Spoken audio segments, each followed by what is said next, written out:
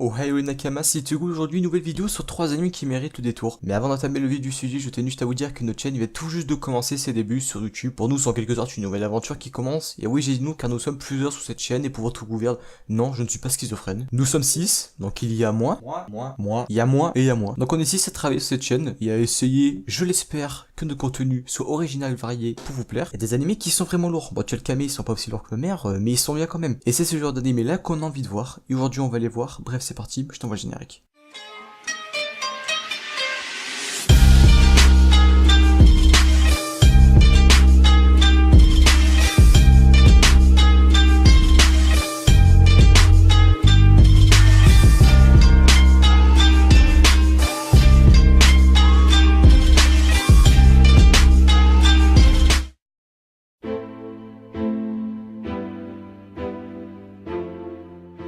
Bon, High School DxD, c'est quoi? Ça nous parle d'un personnage qui est nommé Yodo ici, qui est un lycéen en seconde année, et dès le premier épisode, on se rend très vite compte qu'il est obsédé puisqu'il est considéré comme le plus gros pervers de son lycée. Il se met dans le cadeau une grande majorité de la gente féminine, et il est tout le temps accompagné de Matsuda et Motohama, c'est une sorte de trinité de pervers. Et un beau jour, il meurt.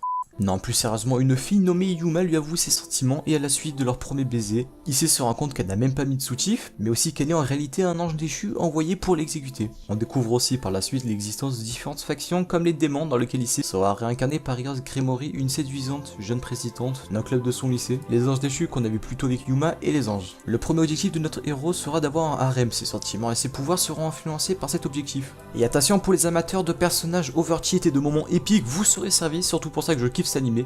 De plus, il a tout pour plaire, des combats intéressants, une histoire super cool, de l'humour, des boobs et du fanservice agréable à regarder, puisque c'est justement les filles dans l'animé qui vont le rendre plus fort en lui donnant ce qu'il souhaite le plus au monde, les boobs.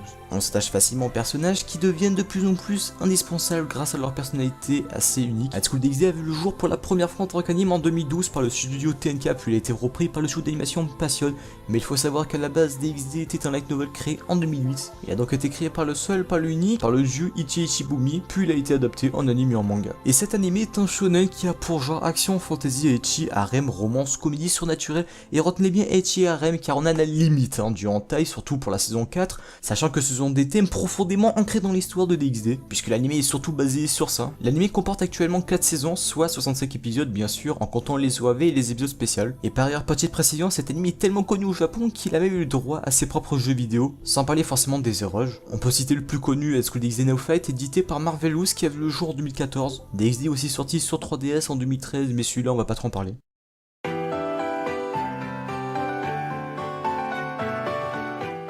Yo les gars, c'est Boomsoon pour vous servir et je vous avoue que quand on m'a demandé de choisir un animé à voir absolument, j'ai galéré. J'ai galéré de ouf, j'ai fait des semaines de recherche, quand j'ai ouvert mes livres, internet, Google, c'est faux, c'est absolument faux. J'ai choisi FMA du tac au tac gros parce que cet animé c'est une dinguerie, tout simplement, d'accord. On va commencer par l'histoire d'FMA. FMA est dans un monde d'alchimie, dans un monde gouverné par les alchimistes et par le domaine de l'alchimie en général. Edward Elric et Alphonse Elric sont deux frères qui sont des génies dans ce domaine, mais malheureusement, tu vois, ils perdent leur daronne. Tu vois, leur daronne, elle meurt, ils cherchent à la ressusciter, mais problème, il y a la règle de l'échange équivalent qui fait maître dans ce domaine et qu'Edward Elric a vraisemblablement oublié. Donc voilà, il cherche à ressusciter sa mère, mais il n'y a pas fait l'échange équivalent. Du coup, tac, une jambe en moins, tac, un bras en moins. Alphonse, lui, il n'y a pas eu de chance, tout son corps en moins. Et du coup, Edward et Alphonse partent à la recherche de la pierre philosophale qui a pour réputation de pouvoir faire ce que tu veux, en fait, tout simplement, gros. Tu l'as, tu fais ce que tu veux.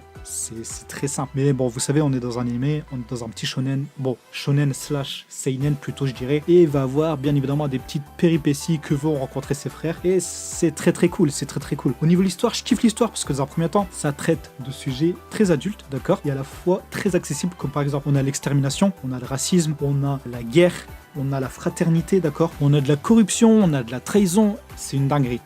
C'est une dinguerie. D-I-N-G-E-R-I.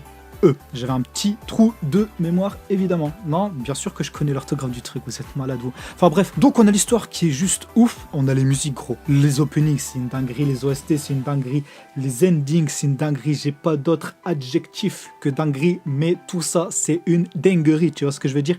Et enfin, on a les graphismes qui sont tout simplement incroyables. Les personnages sont incroyables. Il y a des moments qui clairement m'ont brisé le cœur et qui clairement sont restés dans ma mémoire et resteront à tout jamais dans ma mémoire. Et gros, ça, je pèse mes mots, d'accord, 41 kilos mes mots.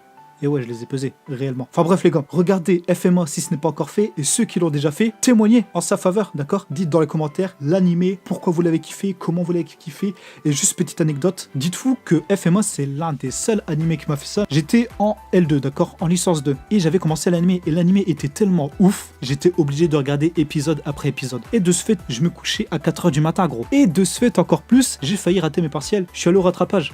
Je suis allé au rattrapage, gros, à cause de Fullmetal Alchemist Brotherhood. Mais bon, là, tout va bien, je suis en master, d'accord? Mais pour vous dire l'impact qu'a eu cet animé sur ma vie, j'ai failli rater ma vie à cause de lui, en fait, tout simplement. Mais c'est parce qu'il était cool, tu vois. Enfin bref, c'est vraiment une dinguerie, et regardez, tout simplement.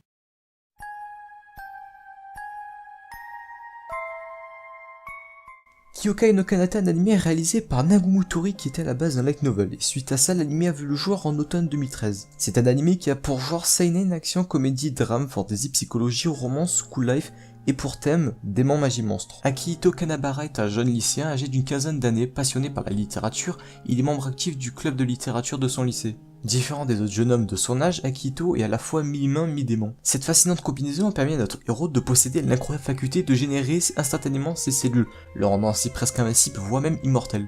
La vie d'Akihito Kanabara bascule le jour où il sauve une jeune fille répondant au nom de Mirai Kuriyama. Cette dernière, scolarisée dans le même établissement que lui, désirait mettre fin à ses jours pour une obscure raison. Il s'avère finalement qu'à l'instar d'Akihito, elle possède également un étrange pouvoir spirituel. En effet, Mirai détient la surprenante faculté de manipuler le sang à sa guise, un pouvoir jugé particulièrement dangereux, voire même néfaste par les autres instances du monde des esprits. Et donc de ce fait, Akihito s'embarquera malgré lui dans une sombre histoire. Et cet anime est particulièrement incroyable, que ce soit par son histoire magnifique ou encore par ses OST à vous couper le souffle. Les personnages de l'anime sont très attachants grâce à leur caractère un peu enfantin, ou alors c'est parce qu'ils sont débiles, ce qui vous emmène la plupart du temps à des scènes plutôt comiques, voire même débiles ou malaisantes. L'anime comporte actuellement 12 épisodes avec un OAV et 2 films juste sublimes à regarder, et l'anime est disponible sur YouTube mais aussi sur Dailymotion. Bref, voilà en gros c'est ce que j'ai pensé de cet animé. N'hésitez pas aussi à me dire en commentaire quel est l'animé le plus intriguant que vous ayez vu pour une prochaine vidéo. N'hésitez pas à mettre un petit pouce de famille parce que voilà quoi, selon les gens, si jamais tu mets un pouce bleu, il y a moyen que j'apparaisse devant chez toi pour te faire du sale. Après voilà quoi, vraiment j'insinue rien, mais si jamais tu veux que j'apparaisse devant chez toi, il y a moyen que je te fasse du sale. Donc moi je vais vous laisser parce que j'ai une pizza toute chaude qui m'attend, donc bye.